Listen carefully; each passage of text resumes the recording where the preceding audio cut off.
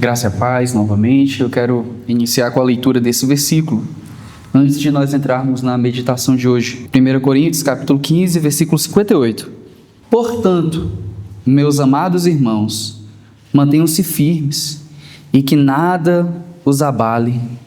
Sejam sempre dedicados à obra do Senhor, pois vocês sabem que no Senhor o trabalho de vocês não será inútil. Vamos ver somente essa parte final. No Senhor, o trabalho de vocês não será inútil. Amém? Vamos orar. Ó Deus, nós te bendizemos por essa manhã, te louvamos, ó Deus, por tua palavra, por tua graça, por tua bondade, por Cristo Jesus, nosso Salvador.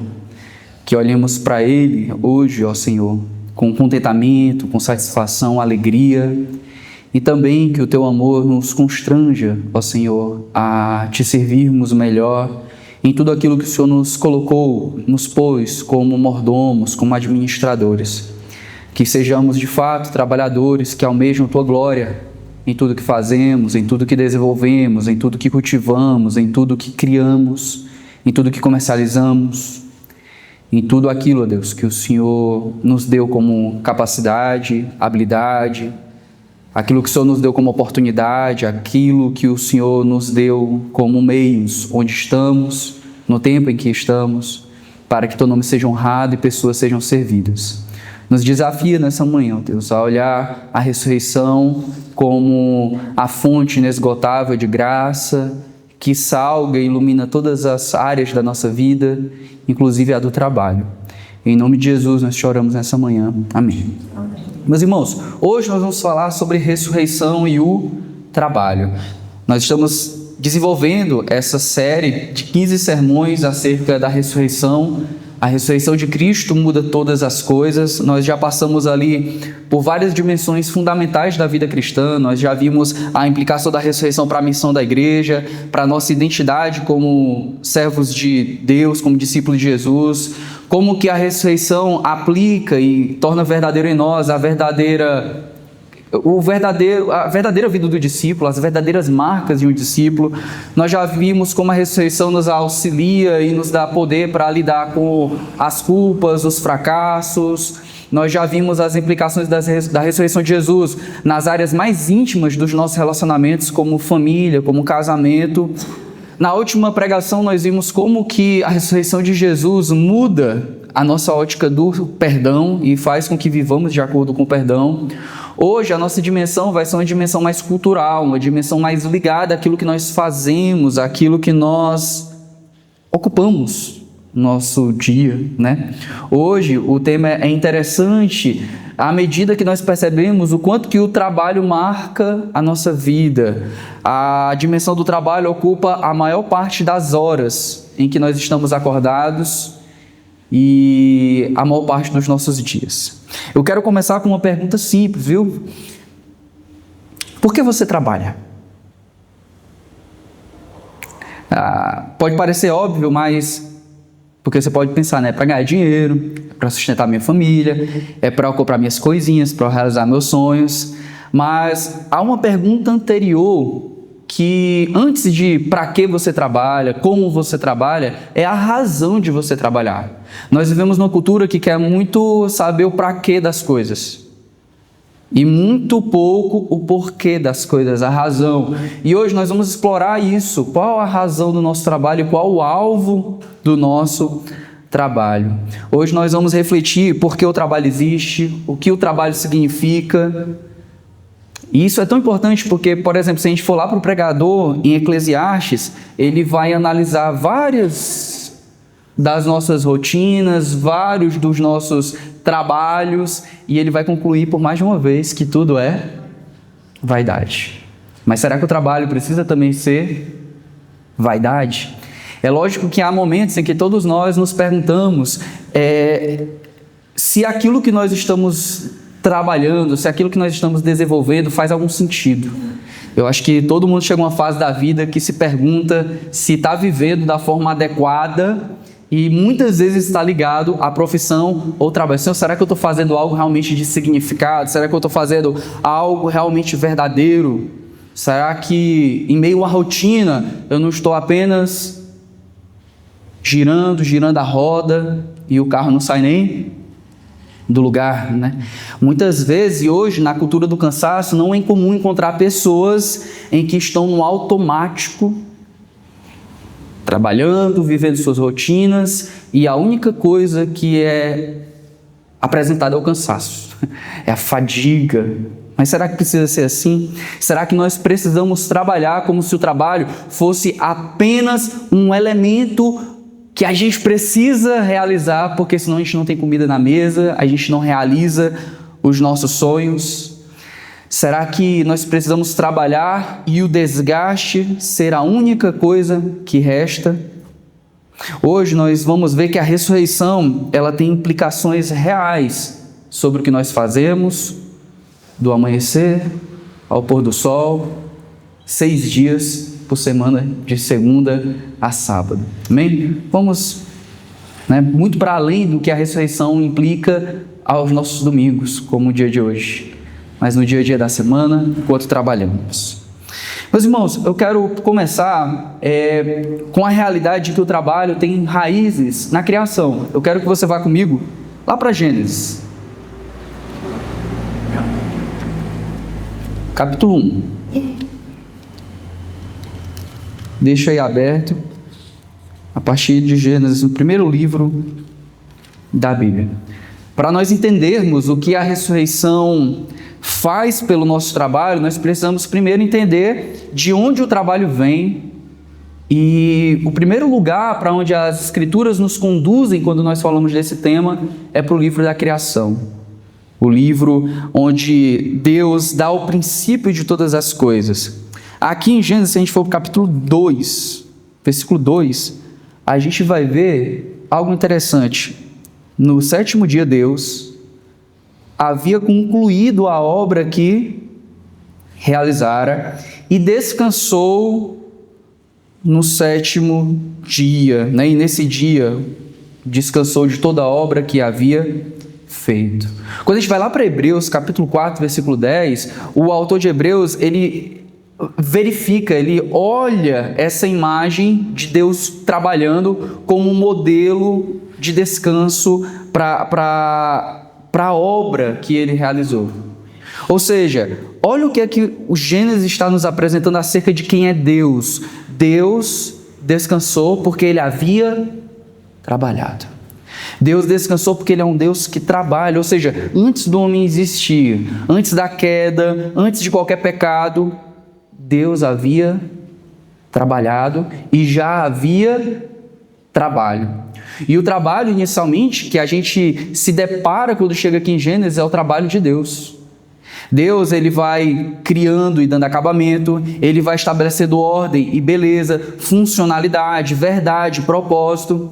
Paulo vai dizer lá em Romanos capítulo 1, que Deus, ao criar, ele vai estabelecendo a revelação do seu caráter. Os atributos invisíveis de Deus são conhecidos através da criação. O seu eterno poder, a sua divindade são então conhecidos através das coisas criadas. Ou seja, nós conhecemos a Deus por aquilo também que ele faz, porque naquilo que ele faz, ele revela o seu...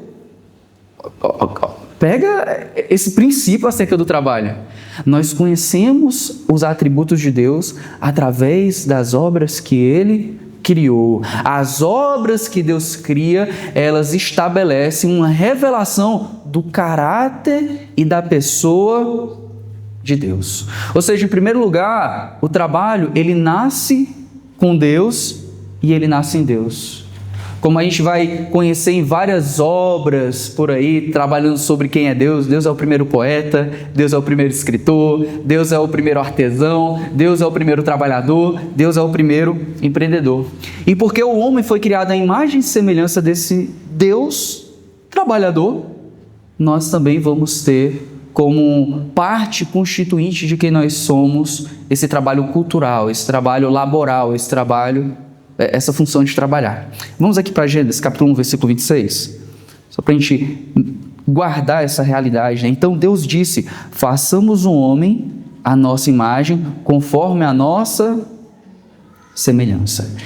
Aqui nós vemos que esse homem, portanto, é a imagem e semelhança de Deus. Então, um Deus que desenvolve criatividade esse homem que é criado a partir de um Deus que desenvolve a criatividade é também um homem criativo, um homem com capacidade de trabalhar. O trabalho não entra na criação porque ele foi punido. Ah, meu filho, você pecou, né? Então deixa eu te dar aqui um castigo. Você agora vai ter que começar a trabalhar. Não. O trabalho, ele faz parte já da ordem criacional. Deus estabeleceu o homem como sua imagem e semelhança e colocou o trabalho não como uma forma de ocupar o tempo ocioso, mas como uma forma de comunicar os atributos comunicáveis de Deus nele. Deus colocou em nós atributos que comunicam os atributos que Ele tem, e parte desses atributos serão conhecidos através do nosso trabalho e da forma como nós trabalhamos. O ser humano se torna então trabalhador porque ele reflete o Criador. Vamos aqui para Adão e Eva, ainda no nosso texto. Olha o versículo, vamos continuar o versículo 26. Domine ele sobre os peixes do mar, sobre as aves do céu, sobre os grandes animais de toda a terra e sobre todos os pequenos animais que se movem rente ao chão. Criou Deus o homem à sua imagem de Deus o criou, homem e mulher os criou. Olha o versículo 28. Deus os abençoou e lhes disse: sejam férteis e multipliquem-se, encham e subjuguem a terra. Olha os últimos versículos, a última parte do versículo. Dominem sobre os peixes do mar, sobre as aves do céu e sobre todos os animais que se movem sobre a terra.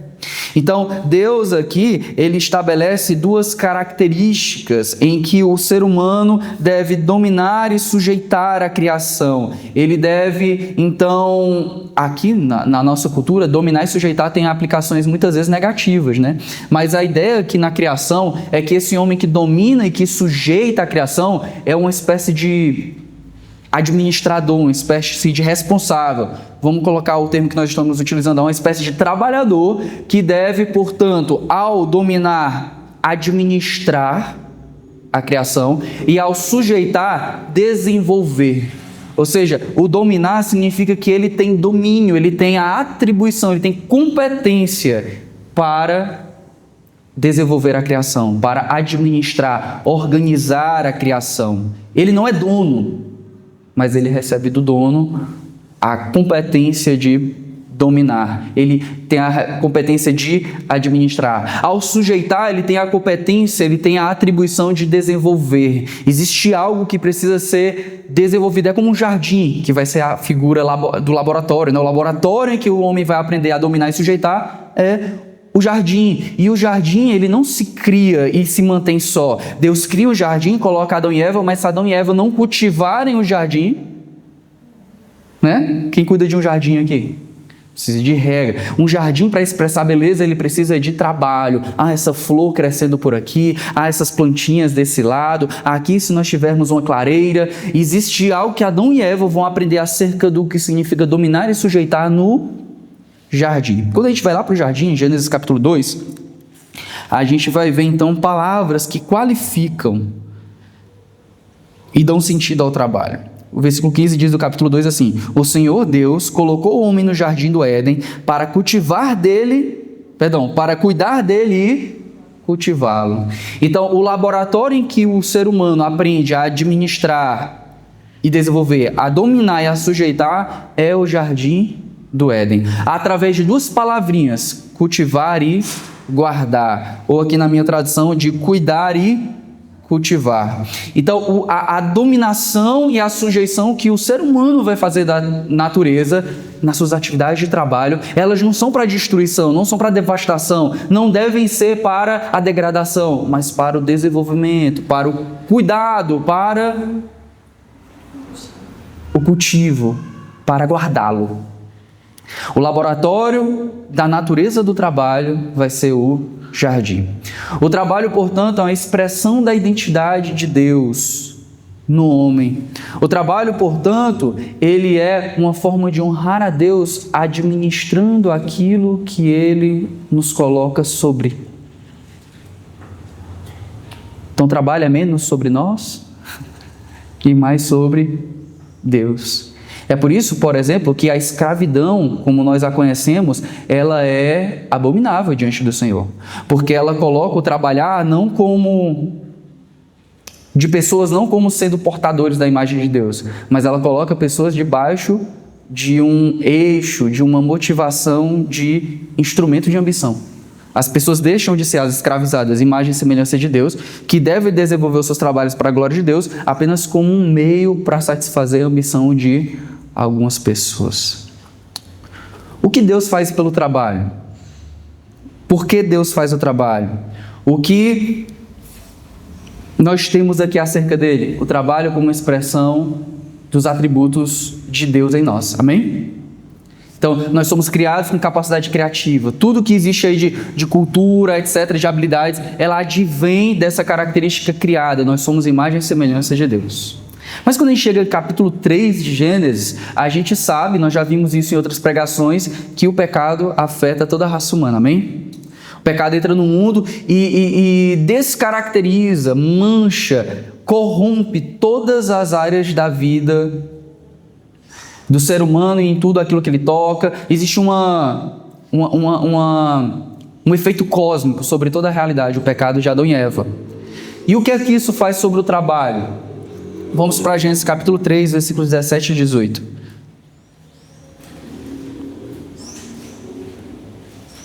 E ao homem declarou: visto que você deu ouvidos à sua mulher e comeu do fruto da árvore da qual lhe ordenara que não comesse, maldita é a terra por sua causa.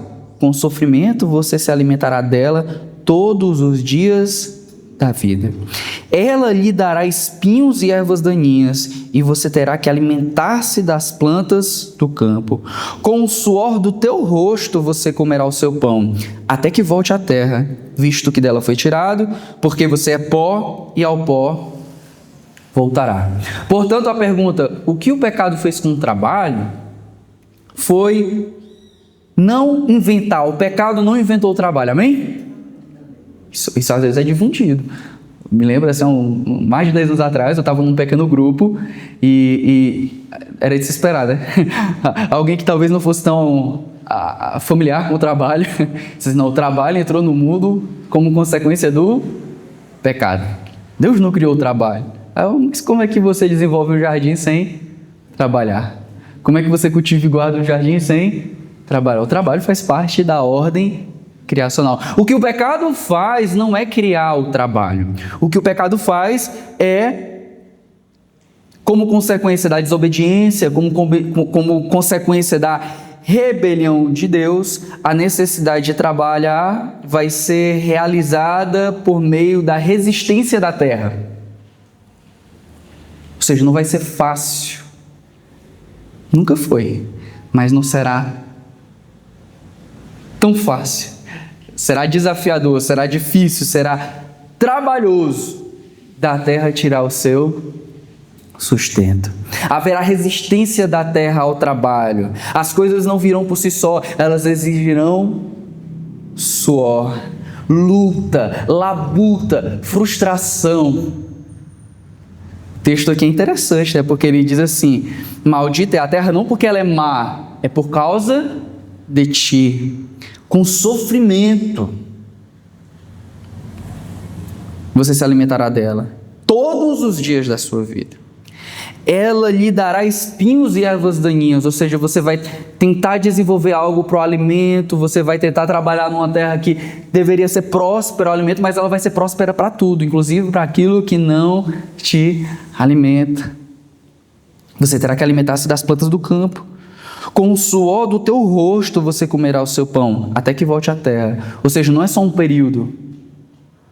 É uma realidade. Nós vamos trabalhar e desenvolver em um ambiente que muitas vezes vai apresentar hostilidade ao nosso trabalho. Isso requer de nós sabedoria e dependência de Deus para essa dimensão do trabalho no ambiente da queda. Mas, em primeiro lugar, meus irmãos, em relação à queda, nós aprendemos isso. A queda não cria o trabalho, mas a queda cria toda sorte de dificuldades em relação ao trabalho. Luta, frustração, desgaste, cansaço, enfado. O cansaço físico, né? Mas, além do cansaço físico, o trabalho afetado pela queda vai ter uma característica a mais, que é a corrupção da motivação do trabalho. Porque aqui há consequência no ato de trabalhar. Mas a queda anteriormente, ela já afastou o coração do ser humano de Deus. E a forma como o ser humano lê todas as coisas, a si mesmo, ao próprio Criador, as coisas ao seu redor, as coisas serão lidas por esse homem de uma forma distorcida. E a motivação para trabalhar também vai ser afetada. O trabalho que é ardiloso, o trabalho que é difícil, vai ser desenvolvido pelo ser humano com propósitos, motivações, alvos, objetivos inadequados. O trabalho que deveria expressar a glória de Deus, agora vai servir para a glória de si mesmo. Basta você avançar um pouquinho aqui em Gênesis, que você vai ver várias das descendências tendo o trabalho como uma característica, mas um trabalho voltado para si. Hoje, tenta construir um prédio. O cara está subindo 3 fiadas de muro lá em casa, está sendo um trabalho bem difícil. 3 fiadas de muro. Imagina construir a Torre de Babel. Foi difícil. Foi uma estrutura arquitetônica e de engenharia incrível, não é verdade? Mas os seres humanos criaram para exaltar a sua própria glória. Aqui em Gênesis nós vamos ver que o ser humano criado para trabalhar vai fazer do trabalho um forte candidato à idolatria ou um instrumento, um servo da idolatria.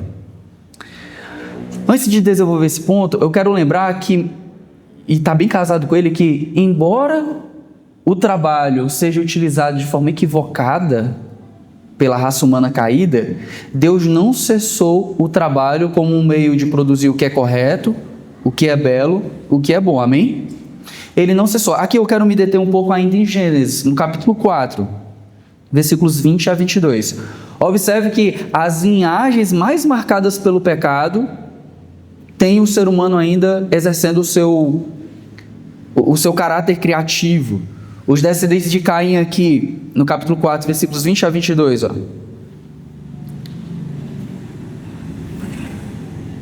Ada deu à luz Jabal, que foi o pai daqueles que moram em tendas e criam rebanhos. Então aqui da descendência de Caim, nós temos a construção de moradias, digamos assim, né, as tendas, e nós temos a criação de gado, os pecuaristas. Versículo 21, o nome dele era Jubal, que foi pai de todos os que tocam harpa e flauta. Vixe, aquele pessoal que implica, né? Ele pode tocar tamborete, não pode tocar não sei o que, né? Porque foram criados, cara, harpas e flautas aparecem nas escrituras, logo criados e executados muito bem pela descendência infiel. O problema não é a coisa em si. Pelo contrário, esses homens que caíram continuam desenvolvendo coisas que são boas. O problema não são as coisas. O problema são os usuários e desenvolvedores das coisas. Vamos lá. Música, né? Versículo 22. Zila também deu à luz a um filho chamado Tubal-Caim, que fabricava todo tipo de ferramentas de bronze e de ferro. Então a descendência caída é uma descendência criativa que desenvolve trabalho e coisas boas como fruto desse trabalho, como a pecuária, como a fabricação de tendas, como a fabricação de instrumentos musicais e como ferramentas de metal. As pessoas dominam o metal. A imagem de Deus então permanece e mesmo sob o pecado, o impulso criativo não se extingue, mas ele pode ser desviado. É tanto que quando a gente vai para a aliança de Israel, Deus com Israel, Deus intenta expressar esse trabalho, não de uma forma desviada, mas o trabalho como um ato criativo do homem, da fonte correta e para o alvo correto. Nós podemos ver isso em Gênesis, por exemplo, em Êxodo, um pouquinho mais na frente, no capítulo 35.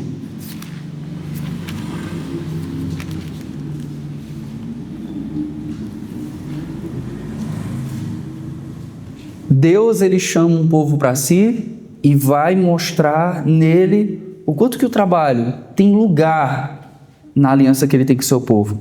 Deus, ele vai mandar construir a sua morada, e entre o povo escolhido, e aqui é um ponto para destacar, o primeiro momento de derramamento do Espírito não se dá sobre os sacerdotes, não se dá sobre profetas, se dá para o artesanato. Não se dá sobre aqueles líderes militares do povo, se dá sobre aqueles que vão fazer obras de artesão. A gente tem aqui Bezalel e Aholiabe, preenchidos pelo Espírito de Deus, versículo aí 31 a 35, leia comigo, por favor.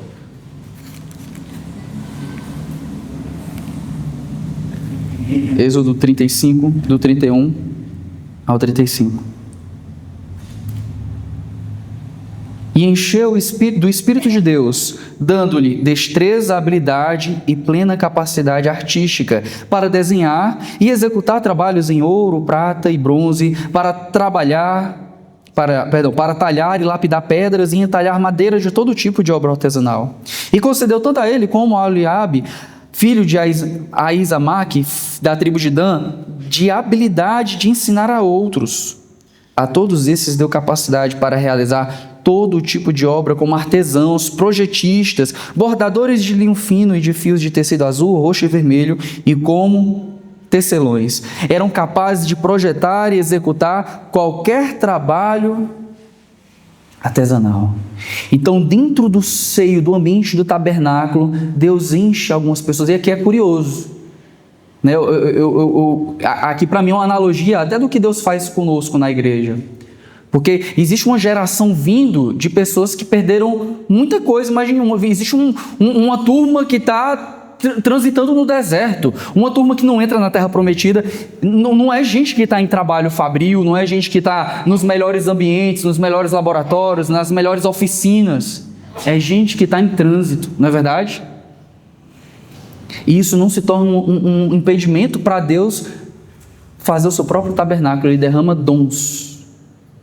Ele derrama capacidade de artesanato sobre algumas pessoas aqui para elas realizarem esse trabalho para o tabernáculo. Deus dota o seu povo chamado de dons. Mas o ponto é, Deus, ao chamar o seu povo e ordenar-lhe a construção do tabernáculo, ele derrama do seu Espírito para a execução de trabalho. De trabalhos bem feitos, com conhecimento, habilidade, competência, qualidade. Aquele mesmo Espírito lá em Gênesis que trouxe ordem sobre a água, sobre o caos, é aquele que agora traz ordem, beleza, excelência sobre o trabalho, para que da madeira saiam coisas bonitas, de tecidos, de produtos orgânicos, você tem ali tecido, você tenha tinta, você tenha coisas que expressam beleza. De minérios você tenha decoração, você tenha objetos, você tenha coisas lindas. O trabalho como um meio para realizar tudo isso. Então o trabalho é bom. Amém, irmãos? O trabalho é bom. Se você ler Provérbios e Eclesiastes, você vai ver o quanto que Deus fala mal do preguiçoso.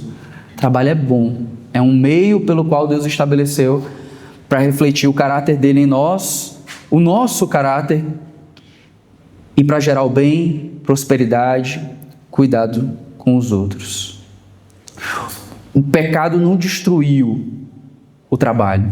O pecado afetou o trabalho de forma que até coisas excelentes são direcionadas não mais para a glória de Deus, mas para a glória do próprio homem. A grande questão para nós como cristãos, e que estamos olhando todas as coisas à luz da ressurreição de Jesus, é como que o trabalho pode deixar de ser mera vaidade. Como que o nosso trabalho deixa de ter motivações iguais às dos ímpios, iguais às dos descrentes, e passa a ser um trabalho restaurado com a intenção que Deus tinha para ele. Um trabalho que aponta para Deus, para a glória de Deus. Para isso a gente tem que olhar aquele que ressuscitou, amém?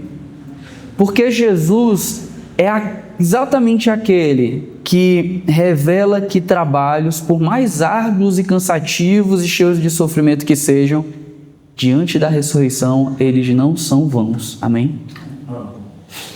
Jesus é aquele que trabalha, é aquele que vem realizar uma obra e o seu trabalho não foi vão. Vamos aqui para algo notável então sobre Jesus. Vamos para Marcos, capítulo 6.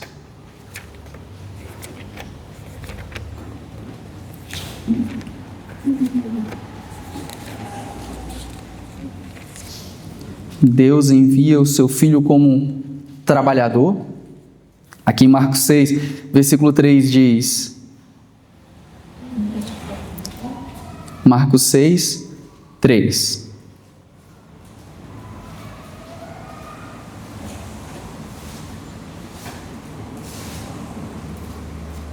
Não é este o carpinteiro?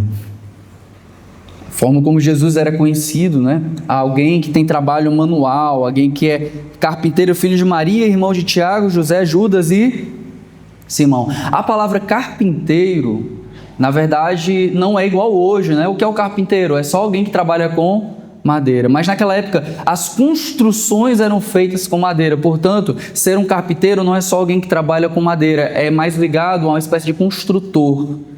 Jesus, então, é conhecido por uma profissão. Jesus é o Filho de Deus enviado ao mundo, e neste mundo em que ele vive, ele também assume a forma de trabalhador. Ele é um carpinteiro, ele é um construtor, é alguém que molda a madeira, é aquele que desenvolve a madeira bruta para algo que é belo, é aquele que trabalha com as mãos, não só em posição de comando, é aquele que, antes de se revelar publicamente como o Messias, como o Salvador do mundo, é aquele que passou pelo menos 2 décadas trabalhando como carpinteiro em Nazaré. É difícil também não notar que Jesus trabalhou a sua vida inteira com os instrumentos da sua paixão.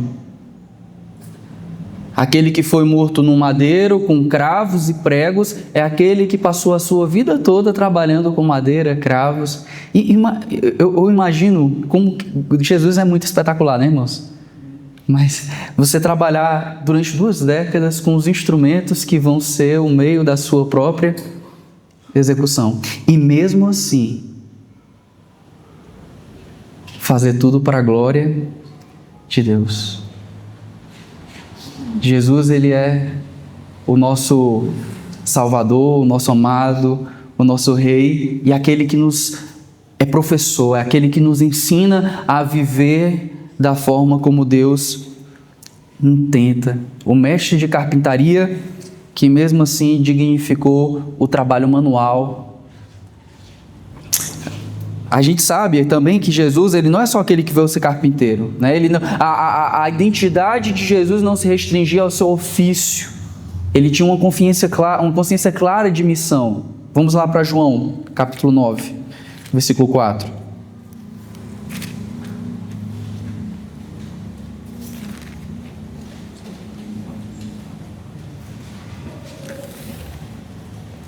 Enquanto é dia, precisamos realizar a obra daquele que me enviou. Eu acho esse versículo muito bom, e inclusive aquele também que nós pregamos em Marcos, quando Jesus é chamado, né, perturbado ali durante a oração, e ele disse que ele não veio, ele veio para pregar, para anunciar o evangelho. Observe o seguinte, Jesus tem uma clara missão da obra que ele veio realizar. Isso é o que nós chamamos de vocação. Jesus tem uma clara consciência da obra que ele veio executar e daquilo que ele veio realizar enquanto Redentor, amém? Uma clara visão, consciência da vocação. É por isso que Jesus, ele é obediente ao Pai em cada passo, ele é disciplinado diante de cada tentativa de desvio. Ele é levado ao deserto e no deserto ele não cai nas tentações de Satanás.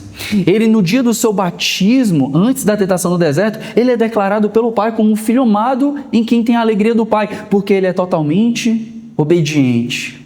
Ele é aquele disciplinado que enfrenta todo tipo de oposição, sejam dos líderes religiosos, seja de Roma, seja a frustração diante do seu círculo mais íntimo de amizade. Ele é aquele que, por causa da consciência do seu chamado, ele enfrenta todo tipo de oposição, inclusive a morte e morte de cruz, executando perfeitamente todo o trabalho que lhe fora designado.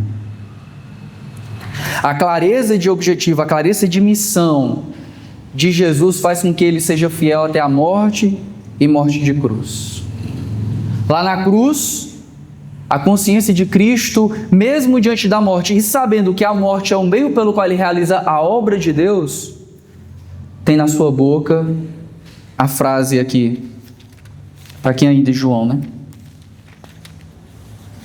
Capítulo 19.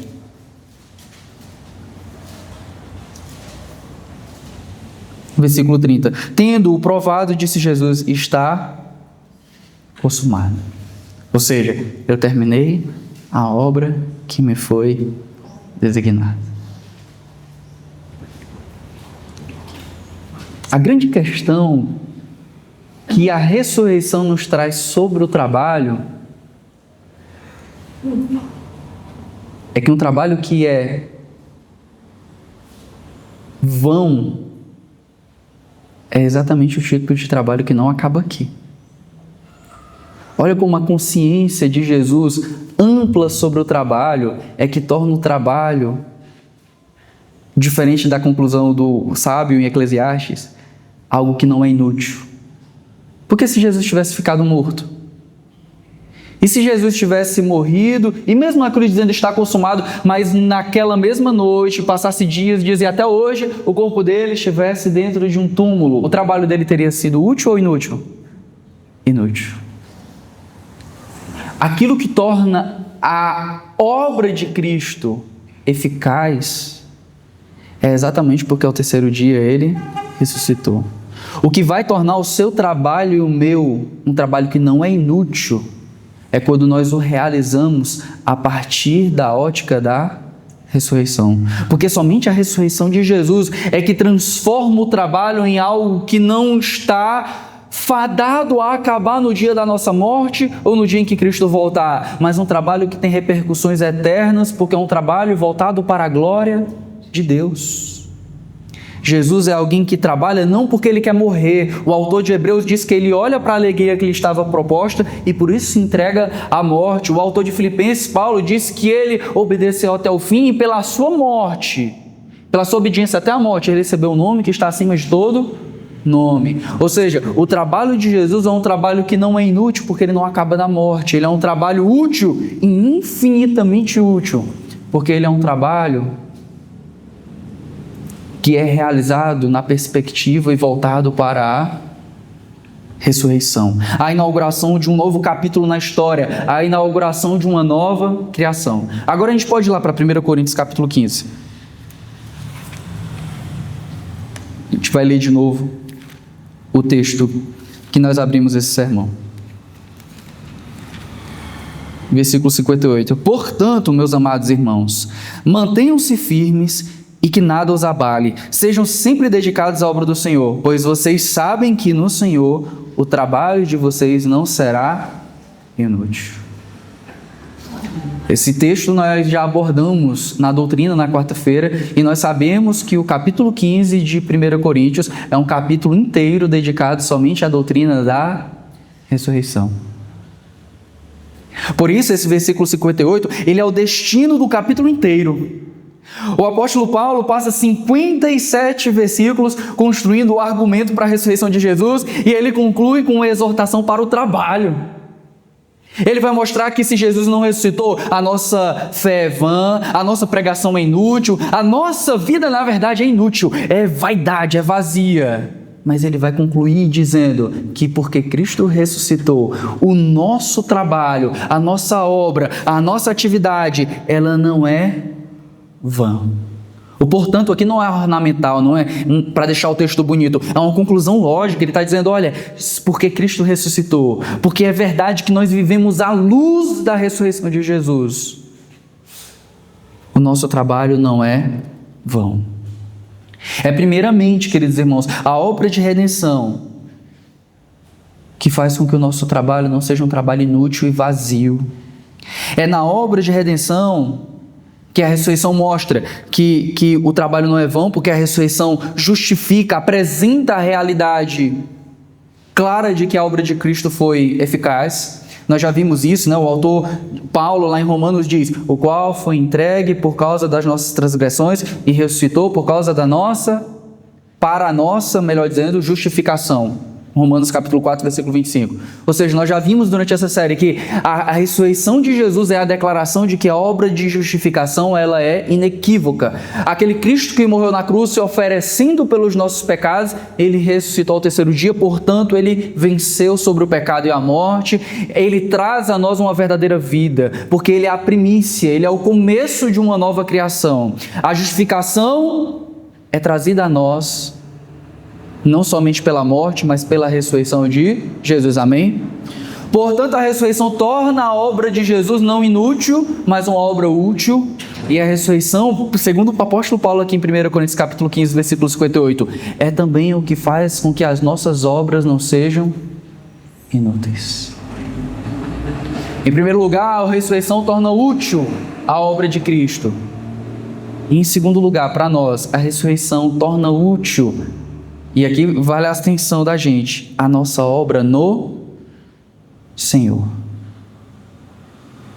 Porque ele não diz qualquer tipo de obra, ele diz assim, ó: pois vocês sabem que no Senhor o trabalho de vocês não será inútil. O apóstolo Paulo está dizendo que a partir dessa obra consumada, o trabalho de todo discípulo recebe um fundamento novo. Paulo escreveu lá em Efésios, capítulo 2, versículo 10, que nós somos feituras de Deus, criados em Cristo Jesus, para andarmos nas boas obras que de antemão Ele preparou para que andássemos nelas. Então as nossas obras só fazem sentido se forem as obras que decorrem daquelas que Deus planejou. É por isso que aquilo que nós cantamos, eu me lembro de uma vez, um pastor que nós tínhamos, o pastor Márcio, a gente cantou esse louvor, né? Oferta de amor. Quero, Senhor, minha vida como oferta de amor e sacrifício, né? Quero minha vida digna, pois para te adorar foi que eu nasci, né? Cumpre em mim o teu querer, faça o que está no teu coração. Aí ele falou assim, ó: vocês prestaram atenção naquilo que vocês cantaram?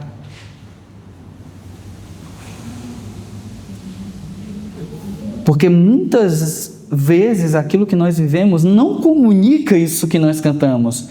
E se essa música fosse apenas um elemento cultural, que não tem nada a ver com a palavra de Deus, beleza, a gente não precisa cumprir o que músicas dizem. Mas ela é uma expressão clara daquilo que Paulo está dizendo aqui. A nossa obra que não é inútil é aquela que advém da ressurreição de Jesus. E, portanto, é a nossa obra, nossa vida realizada no Senhor. Portanto, o nosso trabalho não deveria ser algo que chama a atenção somente para nós, atender às nossas expectativas, vontades, mas o nosso trabalho todo deveria ser realizado em Deus. Vivermos nas boas obras que Deus preparou para que andássemos nelas. Viu, cristão? Nós não somos apenas criaturas que trabalham. Nós somos discípulos que trabalham sob o senhorio de Jesus Cristo, amém? Aquela visão secular, sagrada, né? Ei, qual é o teu trabalho secular, né? Me enche louvor, glória a Deus, me enche louvor. Tu tem profissão, qual é o teu trabalho secular? Não existe secular. Tudo para o cristão é sagrado. Não existe aqui mídias, sagrado, engenheiro agrônomo, secular, portaria na igreja, sagrado, agricultor, secular. Tudo que nós fazemos, se for secular, pois deixa eu te dar uma notícia, é inútil.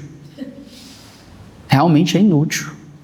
Viva só do louvor. É exatamente a mudança de ótica que Paulo está trazendo, de que nós devemos fazer todas as coisas no Senhor, porque Ele ressuscitou.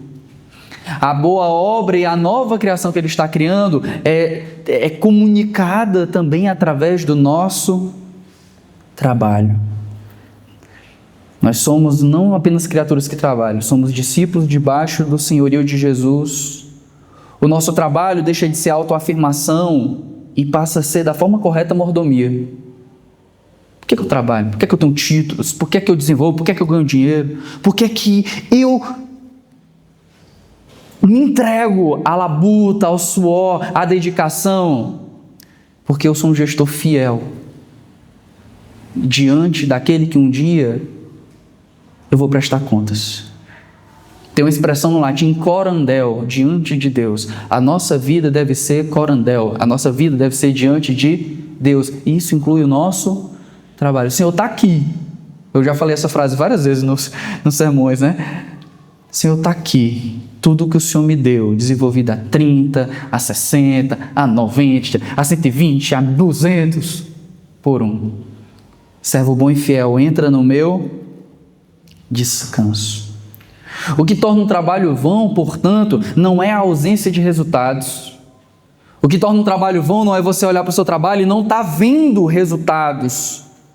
O que torna um trabalho vão é aquele trabalho desconectado da obra que Deus intenta realizar através de nós. É por isso que outro hino que nós cantamos, né? Sobre nós e através de nós. Seja feita a tua vontade. O nosso trabalho deve ser uma forma de Deus realizar a obra dele no mundo através de nós. O que dá sentido ao trabalho é fazê-lo diante de Deus, é fazê-lo como que para ele, como o Cícero colocou na arte de divulgação, Colossenses capítulo 3, versículo 1, se nós ressuscitamos com Cristo, aí ele cita os versículos finais, né, 23 e 24, se eu não me engano, fazei tudo como se fosse para o Senhor. Trabalhadores que trabalham no Senhor, trabalham não como se fosse para não ser ninguém, mas como para o Senhor. É por isso que às vezes eu digo que nem todo trabalho serve para os cristãos. Qual é, me diz, a profissão? Não estou falando de profissão, não. Eu estou falando daqueles trabalhos que exigem que você se sujeite a uma rotina, a uma forma de vida, a uma forma de obediência que ela conflita diretamente do senhorio de Cristo e você não consegue exercer aquele trabalho como se estivesse trabalhando para Deus, porque o tempo todo aquele trabalho te diz que você está pecando contra Ele. Então não é profissão, é a forma como nós trabalhamos. Porque o cristão verdadeiro, que trabalha no Senhor e que faz todas as coisas para a glória de Deus, ele também trabalha não para a glória dos homens e não somente para a sua glória, mas para a glória de Deus e para o bem de outras pessoas. Há uma história bem conhecida. Um homem, ele passa por uma construção e ele pergunta para 3 trabalhadores o que eles estão fazendo. O primeiro homem diz, eu estou assentando tijolos. O segundo homem diz, eu estou construindo uma parede. E o terceiro homem diz, eu estou construindo uma catedral nessa cidade. Existem 3 pessoas, existem 3 respostas distintas, 3 realidades completamente diferentes. E essa ilustração nos serve para perguntar em qual posição nós estamos. Será que você está só mexendo com tijolos? Será que você está só levantando paredes? Ou você tem consciência de que você é trabalhador de Deus, servindo nesse mundo para a glória do nome dEle? Os meninos que trabalham comigo sabem, eu já trouxe várias vezes essa ilustração lá no trabalho. Mas existe uma declaração, uma frase atribuída ao autor do Pequeno Príncipe, que ele diz o seguinte, que se você quiser construir um navio, você não deve chamar pessoas para juntar madeira, você não deve chamar pessoas para atribuir a elas trabalho e esforço, você deve ensiná-las a desejar a infinidade do oceano. Você deve apresentar para aquelas pessoas e fazê-las desejar a infinita imensidão do oceano. Ou seja, as pessoas não devem apenas trabalhar voltadas àquela função, elas devem trabalhar voltadas a um objetivo muito maior que dá sentido ao trabalho que elas realizam. A grande questão para nós como cristãos é se você tem construído barcos, apenas empilhando madeira, apenas batendo martelos, ou você tem desejado a imensidão do mar e por isso você fabrica barcos. A grande questão não é se você está apenas trabalhando todo dia numa rotina cansada porque você tem que bater ponto e ganhar um salário por mês. A grande questão é se você está fazendo do seu trabalho uma forma de Deus ser glorificado. Você está fazendo do seu trabalho uma correspondência ao chamado que Deus tem para você nesse mundo. Uma vez atribuem essa frase a Lutero, mas não tem nenhuma confirmação de que foi ele, né? Uma vez Lutero, alguém pergunta para ele, olha, como que eu trabalho para o Senhor? Como que eu tenho um trabalho que honra a Deus? Porque as pessoas achavam que um trabalho que honra a Deus era o quê? Um trabalho de clérigo, um trabalho sacerdotal. Aí ele pergunta, o que é que você faz? Sou um sapateiro. Aí diz, faça um bom sapato e venda por um preço justo. E assim você honrará a Deus no seu trabalho. A figura de Lutero, portanto, é que você não deve buscar trabalhos para dignificar mais a Deus nos trabalhos eclesiásticos. Ah, meu trabalho na segunda-feira é horrível, eu sou TI, eu sou jardineiro, eu sou não sei o quê. No domingo é que é bom, porque lá eu sou ministro de louvor, prego, né? Não sei o quê. Não. Comunica a glória de Deus tudo que faz, trabalhando no Senhor. Amém, irmãos? Deus nos chamou para sermos mordomos fiéis. A noção de vocação vem daí, é uma noção de chamado. Será que o seu trabalho é um chamado? E não pense só no trabalho CLT ou concurso público, não. Tudo que você faz, a sua maternidade é um chamado, a sua paternidade é um chamado, seu trabalho em casa é um chamado, seu trabalho lá fora é um chamado, seu trabalho na igreja é um chamado, porque se for um chamado, não é só, não fazemos somente por causa da tarefa, nós fazemos por causa daquele que nos chamou. Se é um chamado, nosso trabalho diário não é para sermos reconhecidos, nem para sermos louvados, mas para servirmos ao próximo e gerarmos glória a Deus. Eu quero terminar falando sobre isso, meus queridos irmãos. Se a ressurreição fundamenta o trabalho, a ressurreição também denuncia o que corrompeu o trabalho. E ela aponta para qual é a prática correta que nós trabalhamos. Quando nós perdemos o referencial de Deus, o trabalho passa a servir a outros senhores. Quando nós perdemos o referencial de Deus, de que nós trabalhamos para a glória de Deus, o nosso trabalho inevitavelmente vai servir para a glória de outras pessoas ou de nós mesmos. Eu gosto muito da figura do músico. Quem nunca viu um ensaio de uma banda conhecida e no ensaio tocam músicas boas, enquanto no show as músicas são de uma qualidade bem questionável quanto às letras e até mesmo quanto à qualidade musical. Você olha para determinadas bandas e diz, mais ou menos. Aí olha para o ensaio, meu Deus, eles são músicos espetaculares. Fulano que só senta letras que não dá nem para citar. Hoje não dá nem para citar as músicas. Ontem a gente estava numa loja lá em Tianguá, de um músico aqui até que é de Tianguá, muito conhecido, e a música horrível, com um outro cara que se diz crente, diziam até que ele era crente, mas não tem como, viu, irmãos? Não tem como. Não dá para nominar as coisas que eles cantam. Alguém lá, o gerente, eu acho que foi desesperado, mudou a música, a outra era pior do que a que ele passou, porque era do mesmo álbum, teve que escolher outra coisa, uma música de arraiá. Mas são ótimos músicos, exímios cantores, os instrumentistas são excelentes. Mas por que eles se dedicam a cantar isso? Porque eles estão tocando aquilo que dá dinheiro.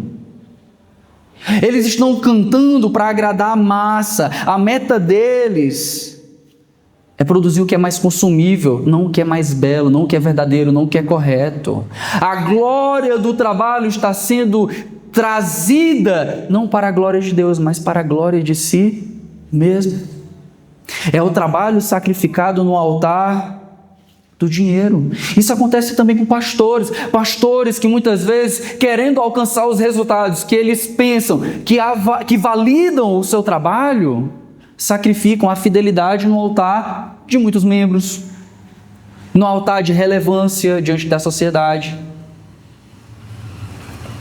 O trabalho, ele só faz sentido no Senhor. Não na projeção de nós mesmos, não na produção de dinheiro, mas para o que ele serve a Deus e às outras pessoas. Por isso que a gente deve ter cuidado com a ambição. A ambição é uma coisa boa, amém? Deus colocou a ambição no nosso coração. A ambição de abraçar desafios, a ambição de lograr, de ir atrás de maiores resultados, o desejo pela excelência. Mas a ambição, ela fica num local muito perigoso quando ela faz do trabalho uma forma de realizar nossas próprias vontades, ao invés de fazer do nosso trabalho instrumentos na mão de Deus. Ou seja, o problema não é ter ambição, o problema é aquilo que nós ambiciamos. Uma coisa é desejar que a igreja cresça, outra coisa é desejar que a igreja seja saudável e que cresça e glorifique a Deus. Uma coisa é desejar uma família próspera. Tem gente que deseja legitimamente. Qual o grande sonho da sua vida? Que meus filhos sejam formados, que eles se casem e tenham filhos. Outra coisa é desejar que a sua família seja um local onde Deus é amado e o Senhor é buscado. Ou seja, o problema não é a ambição, é onde você coloca a sua ambição. A nossa ambição não deve ser egoísta, nossa ambição deve ser uma ambição piedosa. Por isso, o trabalho do cristão que enxerga o mundo a partir do que Deus tem feito na ressurreição de Cristo é fundamentado pela realidade que o próprio texto de Paulo abandona, ou que o texto de Paulo aponta, que se Cristo ressuscitou, as coisas que nós fazemos não são vãs. Se Cristo ressuscitou, o nosso corpo importa, as coisas materiais importam. A ressurreição nos apresenta que Deus não veio salvar a nossa alma, Deus veio salvar o homem todo. Ele não veio só te tornar uma alma penada cristã, Ele veio e trazer novidade de vida para o nosso corpo integralmente. Tudo importa, portanto. Paulo traz o trabalho aqui não só sobre uma ética. Qual é a ética do trabalho? Ele não traz o trabalho apenas como uma lista de dever cotidiano. Devemos trabalhar da seguinte forma. Ele está dizendo para a gente, Deus que ressuscita os corpos é o mesmo que faz com que o nosso trabalho no Senhor não seja inútil.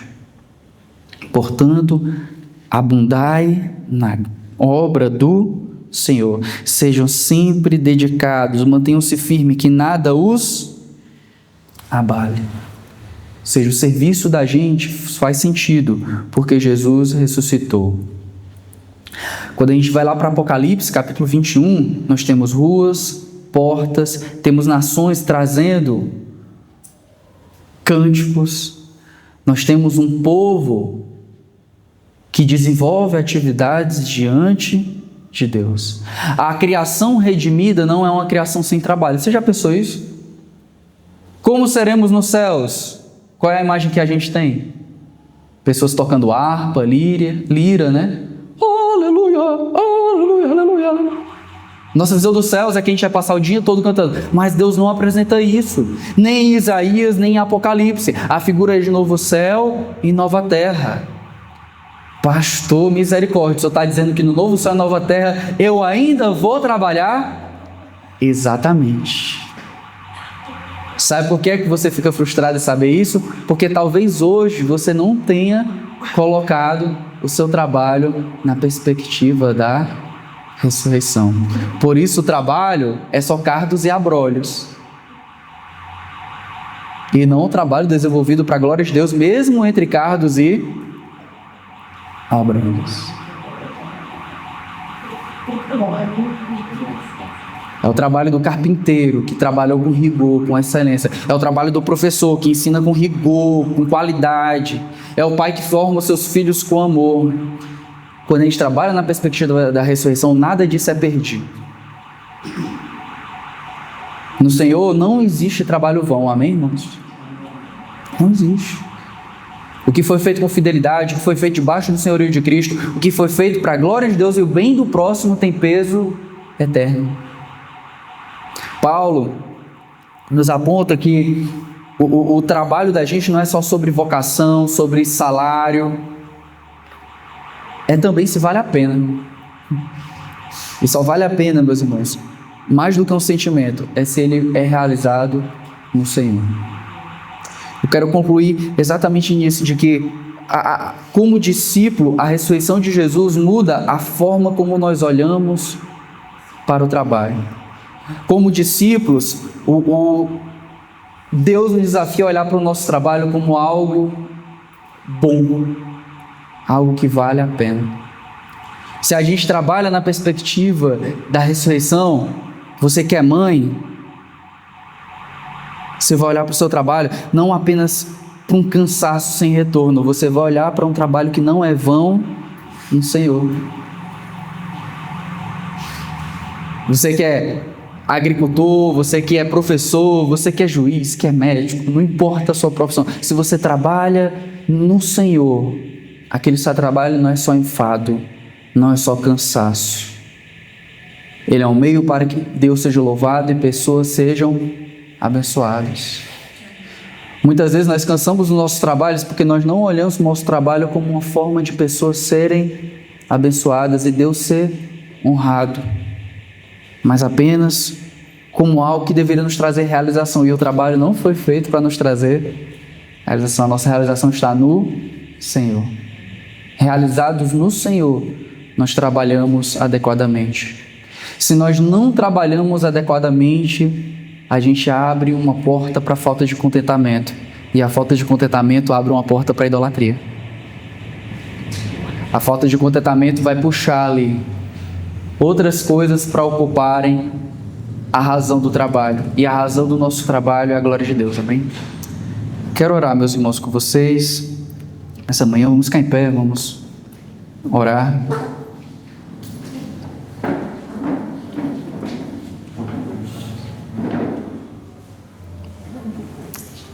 Ó Senhor, nós pedimos perdão pelos nossos pecados. Nesse momento de oração de contrição, nós queremos pedir Tua graça sobre nós para que aprendamos, ó Deus, a sermos abundantes na obra do Reino, sabendo que o trabalho que nós realizamos no Senhor não é vão. Nós pedimos, ó Deus, que o Senhor nos faça observar as habilidades que o Senhor nos deu, as oportunidades que o Senhor nos entregou, as demandas ao nosso redor, e possamos Te servir, ó Deus, através do nosso trabalho, e não fazer do trabalho apenas um servo para atender às nossas necessidades, e não apenas como um mal inevitável, um mal incontornável, mas olharmos para o trabalho como uma forma que o Senhor nos deu para que o Teu nome seja louvado, assim como foi o intento desde o princípio, de que a dominação e a sujeição da criação servissem de formas a administrá-la e desenvolvê-la para a glória do Teu nome e para atendimento das nossas necessidades. Para que tudo isso fosse realizado através do cuidado, do esmero, de um governo protetivo, e não da destruição, e não do descarte, não da lógica material, mas um trabalho que é voltado para Ti. Se somos muito bons naquilo que fazemos, ó Senhor, que não sejamos como as descendências ímpias que fizeram disso apenas um louvor de si e não louvor da Tua glória. Nos faz sermos excelentes no Senhor. Nos faz executarmos a nossa profissão de forma que ela louva o Teu santo nome, engrandece a Ti e serve de bem para o próximo. Nesse mundo em que as profissões são mudadas a cada dia, principalmente agora através da inteligência artificial e de tantos outros meios tecnológicos, que o trabalho não perca a sua função de exaltar o Teu santo nome, de comunicar os Teus atributos, um trabalho feito com ética, com preocupação com o outro, um trabalho que está balizado pela Tua lei, pelo Teu caráter, um trabalho que é validado não apenas pela aceitação, não somente pelos resultados, um trabalho que é validado por Te honrar, um trabalho que é validado por ser fiel a Ti, um trabalho que é validado porque é feito no Senhor, como pessoas que já desfrutam hoje fagulhas da eternidade, que caminham não para a morte, não para o passageiro, não para o que é temporário, mas que caminham para a eternidade. E que a luz da eternidade já desenvolve os seus trabalhos hoje não como quem deseja loucamente bater um ponto e ir para casa, mas como quem volta afadigado e cansado porque entregou o melhor que poderia para o bem dos outros e para a glória do Teu nome. Que trabalhemos como que para Ti, ó Deus. Que o nosso trabalho seja feito para Ti em tudo o que fazemos, na nossa casa, na nossa família, nos nossos empregos, na igreja, crendo que o trabalho que fazemos em Ti não é vão, ó Deus, mas redunda em glória eterna, que tem marcas e desenvolve resultados que não passam porque são feitos em Ti. É a nossa oração nessa manhã, ó Deus. Ó Senhor, nós Te pedimos também que o Senhor abençoe nossa semana, ó Deus. Que o Senhor nos leve em paz pelos nossos lares, nos dê um domingo bom, nos dê um dia de descanso no Senhor. Nos dê um dia em que nós possamos meditar, ó Deus, acerca daquilo que fazemos, se fazemos somente para nós, se fazemos apenas para o sustento familiar, se transformamos coisas lícitas em pecado, se nós temos realmente, ó Deus, feito dos dons e talentos que o Senhor nos deu algo que tem sentido eterno. Não nos permite, ó Deus, empregarmos nossos talentos, nossos dons, nossas habilidades, aquilo que o Senhor nos entregou apenas pelo dinheiro ou apenas pelo resultado, mas que tudo seja moldado e salgado, iluminado pela obra da cruz. Assim como Jesus trabalhou e executou a obra de redenção, e o trabalho dele não foi vão, porque ele ressuscitou ao terceiro dia. Foi feito em obediência e voltado àquilo que é perene e permanente. Nos ensina assim também, ó Deus, em nome de Jesus. Que o amor do Pai, que a graça de Cristo Jesus e a consolação do Espírito Santo do Senhor seja derramado sobre nós, sobre a Tua igreja espalhada na face da terra, e nós que cremos digamos amém.